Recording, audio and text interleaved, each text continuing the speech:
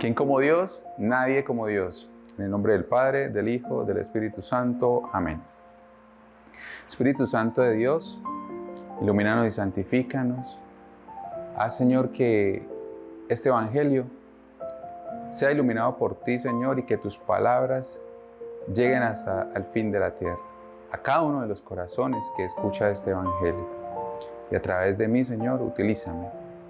Santifícanos, Señor, con tu palabra.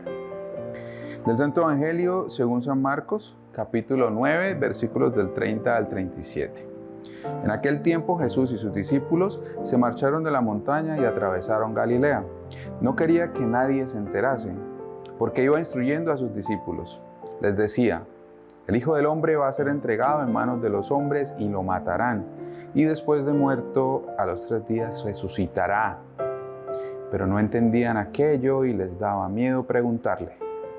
Llegaron a Cafarnaún y una vez en casa les preguntó: ¿de qué discutíais en el camino? Ellos no contestaron, pues por el camino habían discutido quién era el más importante. Jesús se sentó, llamó a los 12 y les dijo: quien quiera ser el primero, que sea el último de todos y servidor de todos. Y acercando a un niño, lo puso en medio de ellos, lo abrazó y les dijo: el que acoge a un niño como este en mi nombre, me acoge a mí. Y el que me acoge a mí, no me acoge a mí, sino al que me ha enviado. Palabra del Señor, gloria a ti, Señor Jesús. Hermanos, en este Evangelio, el Señor nos muestra, o los discípulos también nos muestran a través de este Evangelio, un defecto que nosotros tenemos, es la soberbia. ¿Qué es la soberbia? La soberbia es el deseo desordenado de grandeza, de excelencia. ¿Quién es el más importante? ¿Cómo lo hago mejor yo?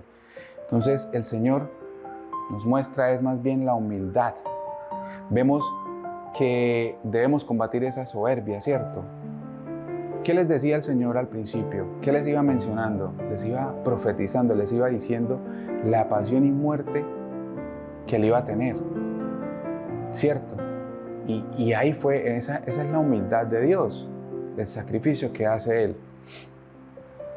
Vemos que no entendían esto que el Señor les decía. Y no entendían porque pues también estaban como embotados en esa soberbia, ¿cierto? Miedo a preguntar, decía el Evangelio. Quizás esa es una falsa humildad, ¿cierto? Ay, bueno, yo no entendí, pues mejor no pregunto, me quedo calladito. No, hay que preguntarle, hay que mirar con el Señor, hay que decirle: Señor, enséñame, muéstrame todos los días cómo ser más humilde. Entonces lo vemos más adelante, ¿cierto? Esa falsa humildad en la discusión que ellos tenían, en la discusión que ellos traían ahí, del ser más importante. Imagínense ustedes, el Señor confronta esta situación y ¿qué les trae?